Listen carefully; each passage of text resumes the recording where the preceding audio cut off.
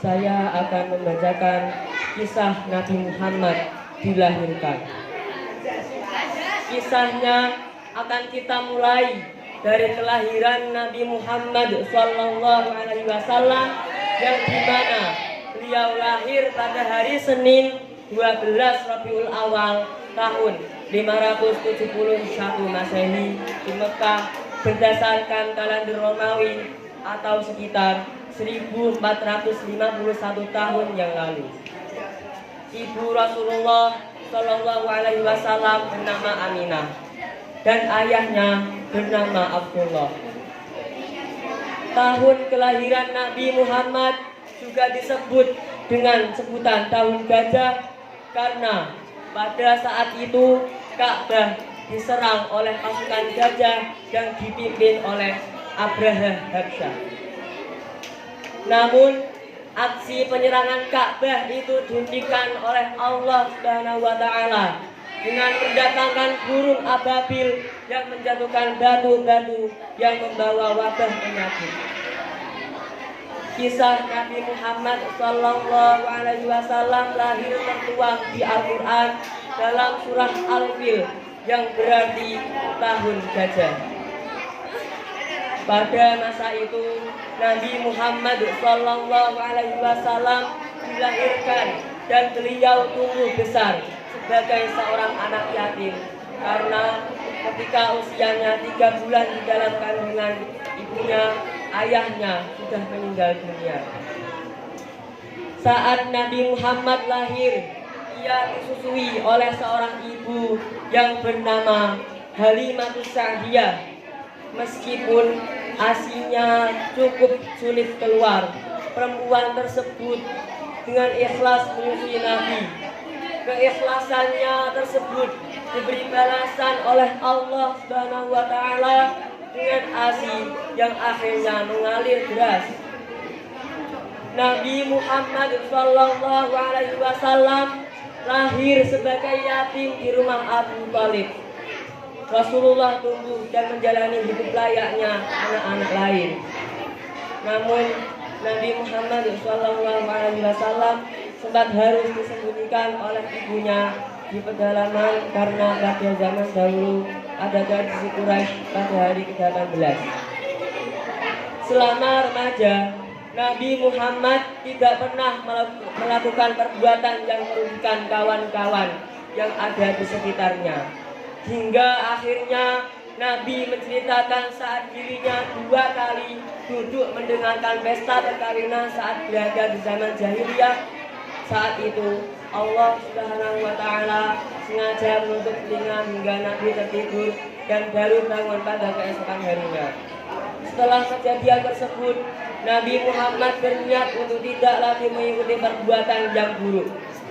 Saat Nabi Muhammad tepat menginjak usia 20 tahun, pada saat itu juga bertepatan juga dengan adanya peristiwa Harbul Hijaz antara kabilah Quraisy melawan Qais bin Ailan dan Ailan.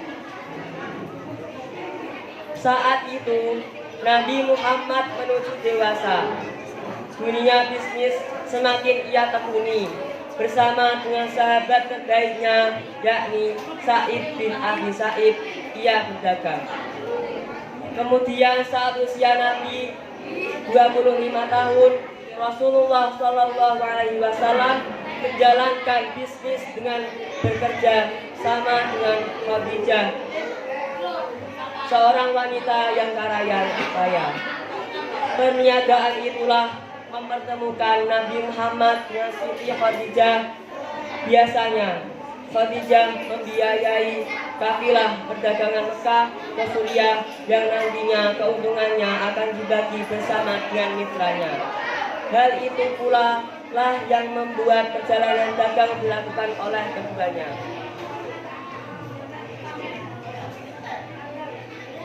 Akhirnya dakwah Nabi Muhammad Sallallahu Alaihi Wasallam dimulai dan dilakukan secara terang-terangan yang saat itu baru dilakukan kepada keluarga terdekatnya yakni kalangan Bani Hashim.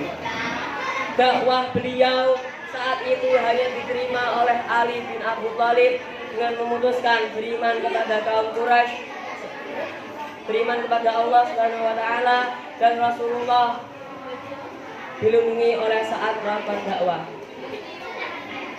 Kaum Quraisy selalu menentang dakwah yang dilakukan oleh Nabi Muhammad SAW secara terang-terangan.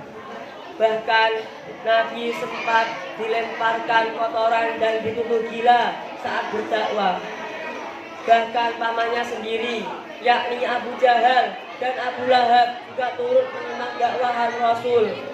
Pengikut Nabi Muhammad bahkan sempat diintimidasi oleh Abu Jahal dan Abu Lahab untuk meninggalkan Nabi.